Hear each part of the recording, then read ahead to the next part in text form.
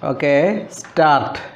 When 2 dozen Omicron variants, though not as destructive as Delta, continue to prey on millions of people across the globe, rendering them fatigued and temporarily unfit for employment.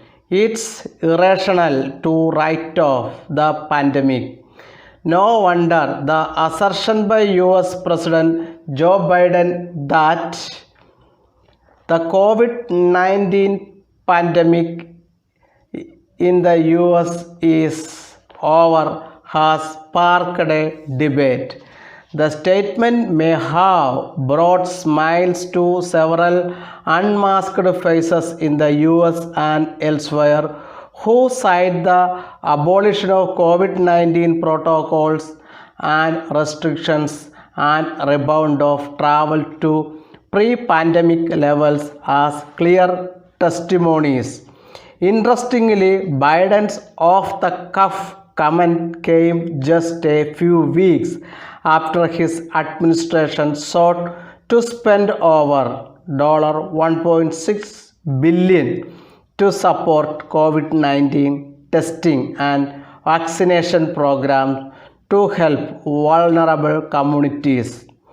It plainly illustrates how recklessly an advanced country that accounted for over 1 million dead in the past 2 years treats the pandemic. Developing countries are still struggling to come to terms with the ill effects of the pandemic, with only 1/3 of the health care workers and other populations fully vaccinated and boosted, according to the UN. Efforts are still on to reach vaccines to needy people while addressing the issues with vaccine hesitancy and other misinformation related to immunization, which the UN Secretary General recently termed the shadow pandemic.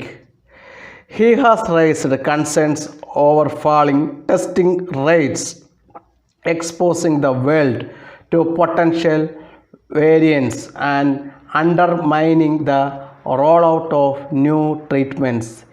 India has done fabulous job in spreading the awareness and importance of vaccination and booster shots, and quickly attempted to close the vaccination gap, especially among the high-risk categories. India's COVID-19 tally crossed the 4 crore mark on January 25 this year. Since then, new daily cases have dropped steadily to around 5,000 a day, while the total recovery rate was reached 98.72%, according to the latest Health Ministry data. The steep decline in fresh cases has nudged us to drop our first line of defense against the virus, the mask. The reality is that COVID viruses are still lurking around, and we can't afford to ignore masks in crowded public places like malls, markets, and theaters. There is a need to increase surveillance, testing, and sequencing as suggested by WHO. We must invest in healthcare infrastructure, early warning systems, local manufacturing, and diagnostic capabilities to prevent future threat. Stops.